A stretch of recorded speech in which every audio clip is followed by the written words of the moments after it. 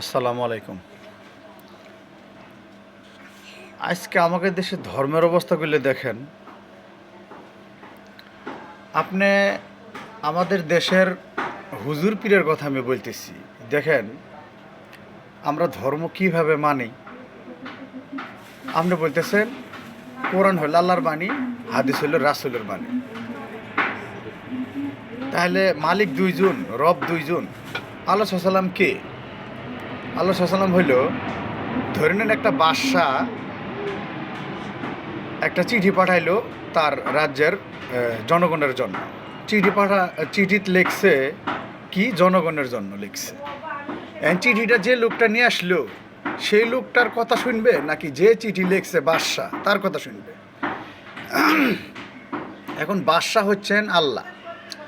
আল্লাহ যেগুলো পাঠাইছে সেগুলো জনগণের জন্য দরকার, আদম সন্তানের জন্য দরকার। কিন্তু যিনি নিয়ে যাচ্ছে তার কথা শুনে লাভ আছে? তার জীবনী দেখে লাভ আছে? আল্লাহ কি বলছে সেগুলো হলো মেন জিনিস, মানে কোরআন, ঠিক না? এখন আবার সূরা হাক্কার ভিতরে কি বলছে আল্লাহ?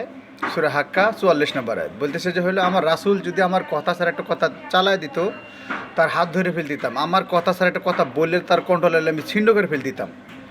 আপনি হুজুর পীর যে চিল্লাচিল্লি করতেছেন, এই কথাটা আপনি ঠেকাতে পারবেন? এটা তো কোরআনের আয়াত, ঠিক না? এটা তার হাদিস নামে জাল করবেন। বলেন আপনি এটা ঠেকান। আপনি এটা যখনকার ঠেকাতে না পারবেন সে তখন জনগণের সামনে আপনি কথা বলেন না।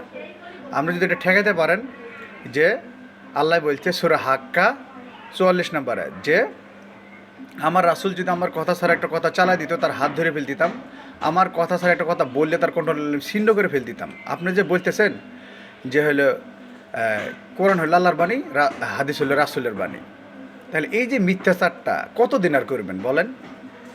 এটারও তো একদিন শেষ আছে।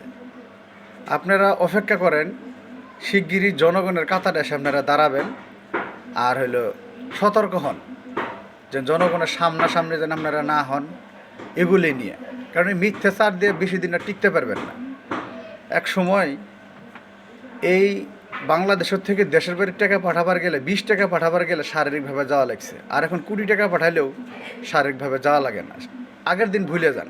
আগে হুজুর পীর যেটা বলছে এগুলি কি আমাদের অন্তর দিয়ে কলিজা দিয়ে বিশ্বাস করা লাগছে। কারণ আমরা বাবা মার থেকে হুজুর পীরে বেশি বিশ্বাস করতাম, এখনও করি। কিন্তু আপনারা যদি গেলে হুজুর পীর এরা হইলেন আপনারা সমাজের বড় বড় মানুষ নাকি? আপনারাই যদি গেলে এইভাবে কোরআন নিয়ে যদি মিথ্যাচার করেন তাহলে আমরা কিভাবে আপনাকে আর বিশ্বাস করব, ঠিক না? আপনারা সচেতন হন। আমরা মুসলিম সবাই এক জায়গাত হই, ঠিক আছে? আমরা আজকে মিথ্যা ছাড়তে পারিনি। কেমনে মিথ্যা ছাড়লাম বলেন? আপনি বলতেছেন 5 ওয়াক্ত সালাত যে কোনো মূল্যে আয়াতুল কুরসি পড়লে সে জান্নাতে যান, একে লেগে মৃত্যুবরণ করে নাই।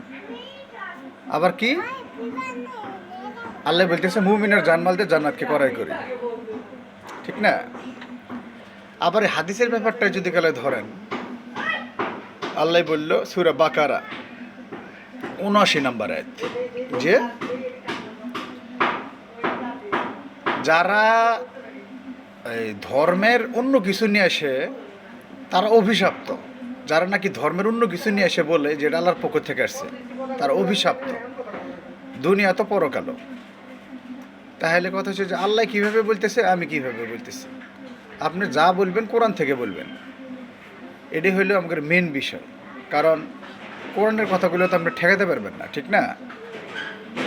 ঠিক আছে, আসসালামু আলাইকুম। ভিডিও শেয়ার করে দিবেন, মানুষ যেন সচেতন হয়।